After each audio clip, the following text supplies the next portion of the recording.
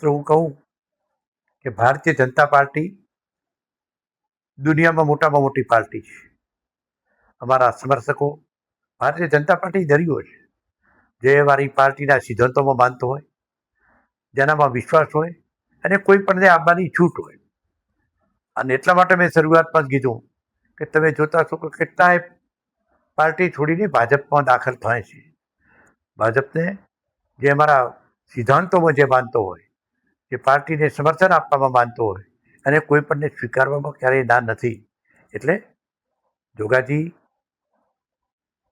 જ્યારે ભાજપમાં આવ્યા છે ત્યારે એ અમારા જ ઉમેદવાર છે અને અમે બધા એમને આવકારીએ છીએ કે પ્રજા એવી અપેક્ષા રાખે કે જે આપણા સિદ્ધાંતો અત્યાર સુધી અમારા સામે હતા, પણ જ્યારે સિદ્ધાંતો અમારા નરેન્દ્રભાઈ મોદી, અમારા રાષ્ટ્રીય અધ્યક્ષને ભારતીય જનતા પાર્ટીના સિદ્ધાંતોમાં જે માને છે અને મિત્રો અમે આવકારીએ છીએ.